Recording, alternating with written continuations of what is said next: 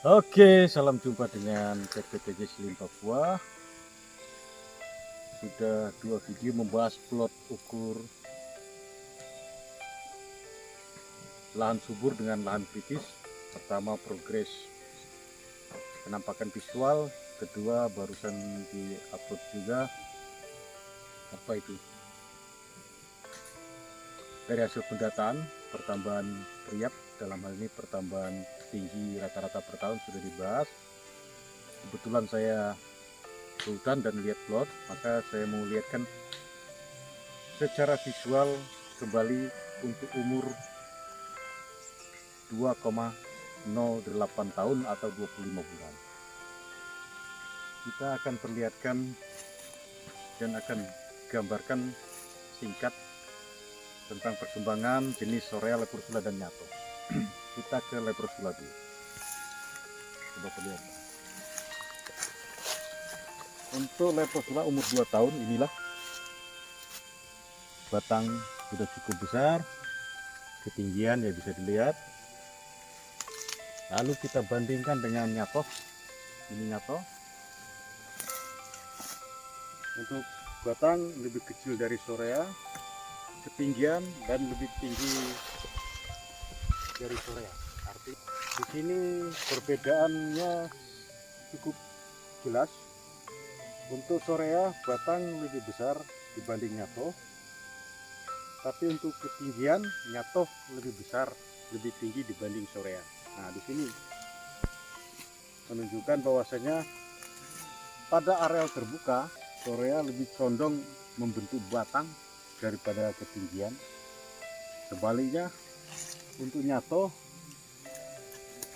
lebih condong ke pertambahan tinggi dibanding pembentukan diameter batang. Jadi itu gambaran sekilas. Apakah ada yang kecil dari ini? Ya ada, itu wajar. Kenapa? Karena bibit mungkin belum seragam, apalagi Nyato kita ambil dari hutan dan tanam, mungkin tidak seragam, perlakuan sudah seragam. Jadi ini gambarannya. Kita ke jenis lainnya sambil lihatkan secara umum, ada yang kecil ada yang besar. Saya ingin tunjukkan jenis di luar yang diamati. Ada jenis suren dan kayu Afrika. Mari.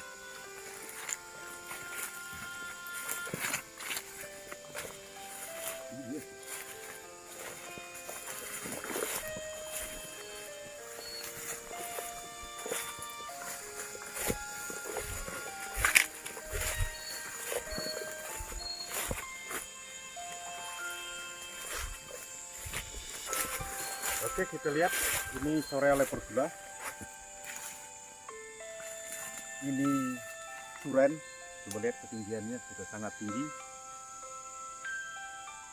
Untuk jenis suren terlambat penanaman, lebih cepat Sorea, tapi ketinggian coba lihat sendiri sudah jelas jauh ketinggalan, mungkin 3 kali atau 2 kali Sorea. Namun permasalahan di sini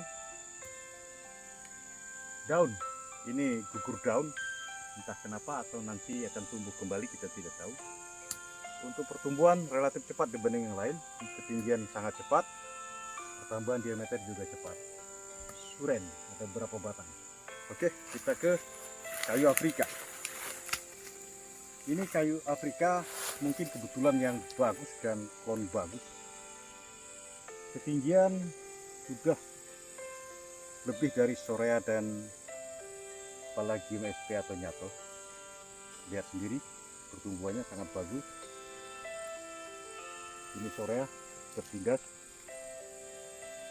ketinggian hampir sama dengan suren dan 2 kali ketinggian Sorea. Untuk diameter mari kita masuk.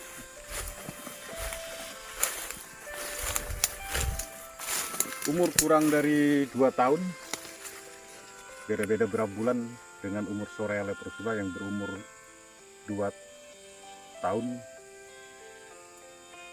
lebih sedikit, 2,08 tahun.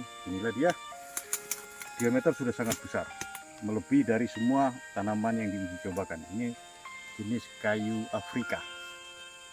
Ketinggian tadi sama dengan suren, 2 kali dari Sorea Leprosula yang berumur 2,08 tahun. Sementara ini kurang beberapa bulan dari 2 tahun. Diameter sudah sangat besar, ketinggian tadi. Oke, jadi itu gambarannya. Apakah ada yang kecil? Ya pasti ada lah. Mungkin kebetulan ini yang klon terbagus. Sudah sangat direkomendasikan untuk penanaman di sini. Cuman bibitnya susah. Karena bibit di sini kebanyakan nyatoh matoa, sementara suren dengan kayu Afrika didatangkan dulu. Mari kita lihat jenis lokal lainnya apa ya. Oh, nyatoh. Mari. Oh, bukan nyatoh, matoa.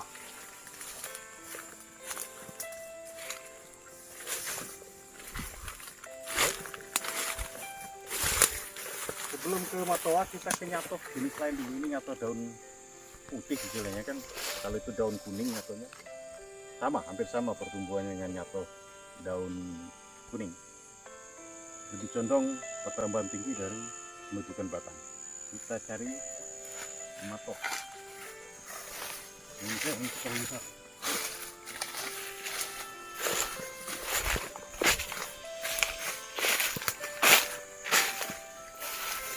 Terakhir ini matoa.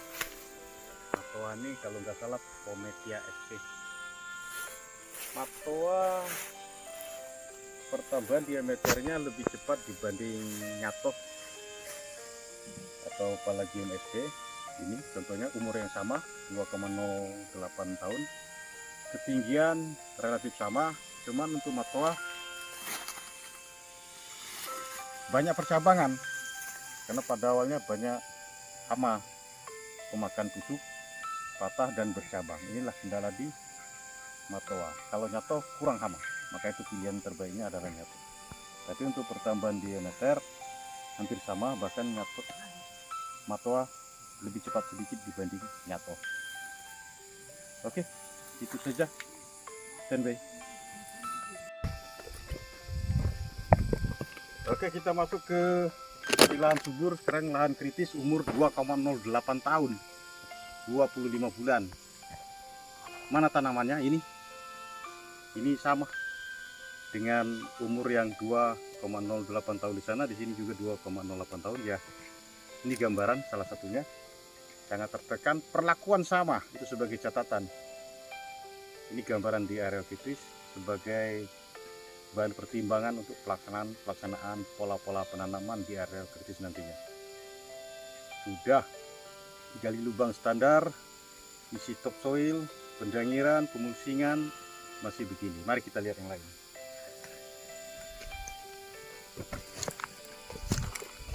Jadi contohnya baru tinggi ini. Kita cari yang agak tinggi. Oke, ini lumayan tinggi, umur sama dengan yang di areal subur tadi. Nyatoh atau Palladium, ini Soraya leprosula. Ini gambaran saja, tinggi ini kita cari lagi. Nyatoh Palladium SP, ketinggian begini, kondisi begini, daun tidak sehat, tidak cerah, tidak hijau, diameter sangat kecil. Kita cari Soraya. Ini Soraya leprosula, daun tidak hijau kembali ke kuning. Ini mengindikasikan bahwasanya di sini sangat miskin unsur hara. Artinya pertumbuhan awal kelihatan bagus, lama kelamaan menurun kualitasnya. Kenapa? Karena hanya memanfaatkan unsur hara waktu penggalian lubang saja, isi topsoil itu saja. Unsur hara yang dibawa oleh air hujan atau lain sebagainya bisa jadi terbuang ke sisi hutan. Di sini susah terserap oleh tanah karena padat. Jadi itulah gambarannya. Jadi sekali lagi, kalau mau pertumbuhan ini sama dengan pertumbuhan di area subur, pertama tanah kritis ini diaduk oleh alat berat, digemburkan, lalu cari topsoil dari mana, tanah-tanah subur, bahan organik, dihamparkan seluas lahan kritis ini. Jangan pula tipis, ya setengah meter kah atau 1 meter, baru bisa mampu menyayangi pertumbuhan jenis tanaman yang sama di areal subur tadi. Saya kira itu gambarannya. Jadi hati-hati kalau ada sistem atau pola baru yang mau menerapkan penanaman di area kritis, ya lihatlah situasi ini. Perlakuan sama, pembuatan lubang, isi topsoil, penanaman, pendangiran, pemulsingan. Tapi kondisinya begini. Jangan sampai nanti ada program nanam di areal kritis yang sudah terbuka atau kanan kiri jalan dengan jenis sorea. Takutnya sia-sia. Jadinya seperti ini. Kalau sekedar untuk penanaman penghijauan saja nggak masalah, tapi kalau ada tujuan jangka panjang, panen umur sekian, ya pikir-pikir lagi lah. Baik, sekedar tambahan untuk areal kritis. Kalau kita di kuliah sering kita dengar proses atau ya proses suksesi. Suksesi yang sering kita dengar adalah suksesi alam. Apa artinya itu? Kalau saya jelaskan dengan bahasa saya, suksesi alam itu adalah proses perbaikan areal atau hutan menuju ke normal. Berapa lama proses suksesi alam itu terjadi sehingga dari areal yang tidak normal kritis menjadi areal yang normal, hutan normal kembali, itu berapa lama? Itu ratusan tahun. Jadi awalnya apa? Tanah kritis, masuklah jenis-jenis gulma seperti ini, polong-polongan, kemudian semak belukar, lalu pionir bisa tumbuh. Setelah pionir tumbuh, tanah sudah mendekati normal, barulah jenis-jenis tingkat pohon seperti pohon produksi, nanti buahnya jatuh atau dibawa oleh burung dan lain sebagainya, tumbuh dan berkembang. Jadilah hutan kembali. Berapa tahun itu? Ratusan tahun. Itu kalau mau kita menunggu proses suksesi alam. Jadi bagaimana cara mempersingkat suksesi itu, mempersingkat proses suksesi? Yaitu tadi, pertama bisa dengan penggemburan, kedua menghamparkan topsoil dengan ketebalan ya 50 cm lah minimal.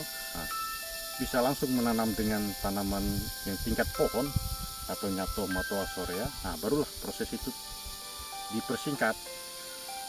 Dengan catatan itu sangat intensif perlakuan tanah. Proses kedua apa? Tetap digemburkan, hampar topsoil mungkin tidak terlalu tebal. Lalu apa selanjutnya? Menanam jenis-jenis yang dapat membentuk tanam. Apa itu ya? Polong-polongan, terus mungkin jenis pionir apa yang dapat bentuk porositas tanah, bisa sungkai dan lain sebagainya. Kalau itu sudah tumbuh dan besar, kemungkinan jenis-jenis lain, pionir-pionir lain bisa dapat tumbuh. Kemudian barulah buah yang jatuh di areal tersebut atau kayu seperti nyato, matoa, sorea, leprosura terbang ke sini atau dibawa burung dan lain sebagainya, bisa tumbuh. Itu cara mempersingkat proses suksesi menurut saya. Kalau suksesi alam ratusan tahun, kalau dengan cara yang pertama tadi, yang kedua membuat topsoil, digemburkan topsoil tinggi mungkin lebih singkat. Terus cara terakhir adalah dengan menanami kembali jenis-jenis pembentuk tanah. Itu juga agak mempersingkat dibanding dengan menunggu proses suksesi secara alami. Jadi itu berat kalau mau perbaiki dengan cepat untuk area-area seperti ini. Berat, biaya besar. Kalau mau biaya kecil ya tunggu saja suksesi alam berjalan, tunggu ratusan tahun lagi. Apakah itu yang mau kita tunggu? Ya tidak. Kita harus cari cara memperbaiki segera hutan. Kenapa? Ya karena banyak yang punya kepentingan di sini, anak cucu dan lain sebagainya nanti. Kalau kita tinggalkan ya kasihan, hutan hancur. Oke, itu saja tambahan untuk lahan kritis. Terima kasih.